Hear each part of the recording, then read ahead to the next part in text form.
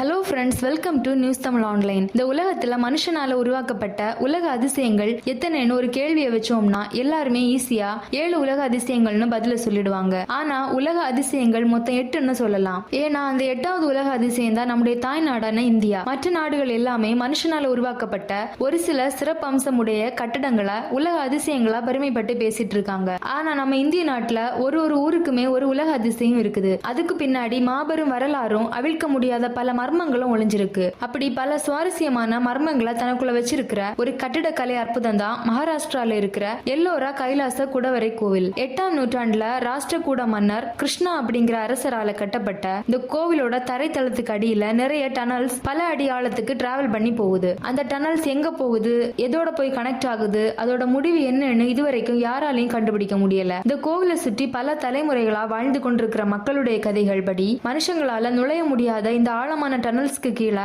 குள்ள மனிதர்கள் வாழக்கூடிய ஒரு மிகப்பெரிய சிட்டி இருக்கிறதா சொல்லப்படுது. ஆனா இது ஒரு கட்டுக்கதை மட்டும்தான். இந்த மாதிரியான கட்டுக்கதைகள் எல்லாம் உருவாக காரணமா இருக்கிறது நம்மளால புரிஞ்சுக்கவே முடியாத கைலாச கோவிலோட கட்டிடக்கலை மர்மங்கள் தான். இன்னைக்கு இந்த வீடியோல ஒரே பாறையால உருவாக்கப்பட்ட இந்த பிரம்மாண்டமான கைலாச கோவிலோட கட்டிடக்கலை மர்மங்கள் பத்தி தான் பார்க்க போறோம். இந்த வீடியோவை ஸ்கிப் பண்ணாம ஃபுல்லா பாருங்க. வீடியோக்குள்ள போறதுக்கு முன்னாடி நீங்க இன்னும் நம்ம சேனலை சப்ஸ்கிரைப் பண்ணலைன்னா சப்ஸ்கிரைப் பண்ணிக்கோங்க. வாங்க வீடியோக்குள்ளாடி போகலாம்.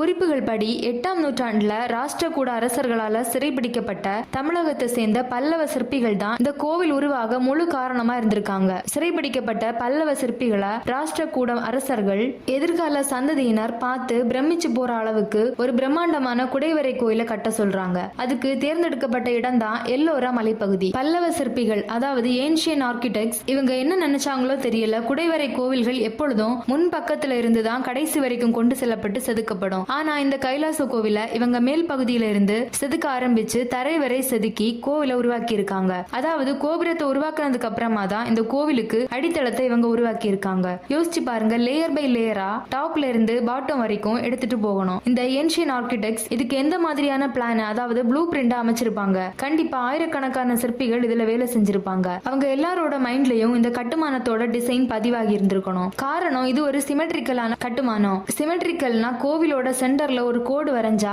இடதுபுறமா இருக்கிற டிசைனோட எதிர் பிரதிபலிப்பு தான் வலதுபுறமா இருக்கும். இதுதான் சிமெட்ரிக்கல்னு சொல்லுவாங்க. இதை வச்சு பார்க்கும்போது இந்த கோவிலை உருவாக்கும் போது இடதுபுறமா ஒரு சிற்பி உருவாக்குற சிற்பத்தை வலதுபுறமா வேற ஒரு சிற்பி அதே நேர்கோட்டுல அந்த சிற்பத்தோட எதிர் பிரதிபலிப்பை துல்லியமா வடிக்கணும். மர்மம் என்னன்னா இவ்வளவு துல்லியமான கட்டமைப்பை தொழில்நுட்பம் இல்லாத காலகட்டத்துல வெறும் சுத்தியல், உளி, கடப்பாறையை மட்டுமே வச்சு எப்படி இவங்களால உருவாக்க முடிஞ்சது? இது ஒன்னும் சாதாரண கன்ஸ்ட்ரக்ஷன் கிடையாது. கிட்டத்தட்ட 100 அடி உயரமும் 165 அடி நீளம் உள்ள இந்த கோவில் இதுவரைக்கும் கண்டுபிடிக்கப்பட்ட குடைவரை கோவில்கள்லயே ஒரு பிரம்மாண்ட கோவில். ஆச்சரியம் என்னன்னா இவ்வளவு மேசிவான ஒரு கட்டமைப்பை உருவாக்க ஏன்ஷியன் ஆர்கிடெக்ட்ஸ் 18 வருஷம் தான் செலவு பண்ணிருக்காங்க. அதுலயும் முக்கியமா கவனிக்க வேண்டிய விஷயம், சுமார் 40 லட்சம் டன் பாறைகள் 18 வருஷத்துல குடஞ்சு எடுக்கப்பட்டு தான் இந்த கோவில் உருவாக்கப்பட்டிருக்கு. இதை பேஸ் பண்ணி பார்த்தோம்னா டே அண்ட் நைட் இடைவிடாம வேலை செஞ்சிருந்தா கூட ஒரு மணி நேரமும் இந்த கட்டமைப்புல இருந்து 25 டன் பாறைகள் அகற்றப்பட்டிருக்கணும். ஆனா இது மனித சக்திக்கு அப்பாற்பட்ட ஒரு விஷயம். இவ்வளவு டன் பாறைகளை குறுகிய காலகட்டத்தில் அகற்ற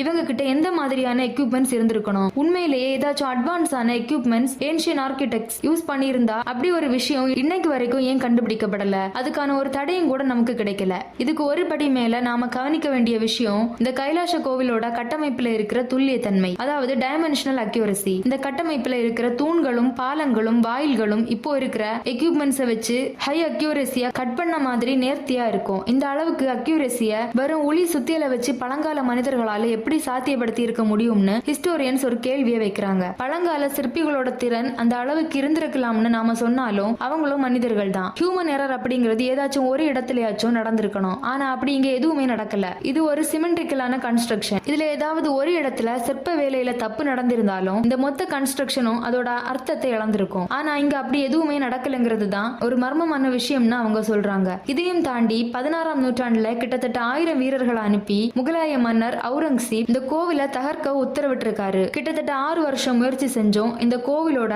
5% கட்டமைப்பு கூட அவரால் தகர்க்க முடியல. அந்த அளவுக்கு இந்த கைலாச கோவிலோட கட்டுமானம் உறுதியா இருந்திருக்கு. இது எல்லா மர்மங்களை விடவும் மிகப்பெரிய மர்மம் தான் இந்த கோயிலுக்கு அடியில போகிற லாங் டனல்ஸ். இந்த டனல்ஸை ஏன்ஷியன் ஆர்கிடெக்ட்ஸ் எப்படி உருவாக்கி இருப்பாங்க அப்படிங்கறதே மிகப்பெரிய மிஸ்ட்ரி தான். மனுஷங்களால உள்ள நுழைய முடியாத கிட்டத்தட்ட 48 டனல்ஸ் இந்த கோவிலை சுத்தி இருக்கு. இதுல மோஸ்ட் ஆஃப் தி டனல்ஸ் அரசாங்கமே மூடி ரெஸ்ட்ரிக்ட் பண்ணி வச்சிருக்காங்க. பல 100 அடி ஆழத்துக்கு போறதா சொல்லப்படுற இந்த டனல்ஸ் எதுக்காக உருவாக்கப்பட்டுச்சு, யாரால கட்டப்பட்டுச்சு, இது எங்க போய் முடியுது, அங்க என்ன இருக்கு, இது இன்னைக்கு வரைக்குமே புரியாத புதிராவே இருக்கு. இந்த மாதிரி விடைகள் இல்லாத கேள்விகளை திசை திருப்பதான் நிறைய கட்டுக்கதைகளும் உருவாக்கப்பட்டுச்சு. அந்த கட்டுக்கதைகள்ல பிறந்தவர்கள் தான் இந்த டனல் முடிகிற இடத்துல அண்டர் கிரவுண்ட்ல வாழ்ற குள்ள மனிதர்கள். இதையும் தாண்டி ஏலியன்ஸ் தான் இந்த கோவிலை கட்டி முடிச்சாங்கன்னு இன்னொரு கட்டுக்கதையுமே சொல்லப்படுது. இதையும் நிறைய பேர் நம்ப காரணம் முதல்ல சொன்ன மாதிரி இந்த கோவிலை சுத்தி இருக்கிற விடை தெரியாத கேள்விகள் தான். அதாவது 18 வருஷத்துல 40 லட்சம் டன் பாறைகளை எப்படி மனிதர்கள் குடைஞ்சு எடுத்தாங்க, அடுத்ததான் மனித உடல்கள் போகவே முடியாத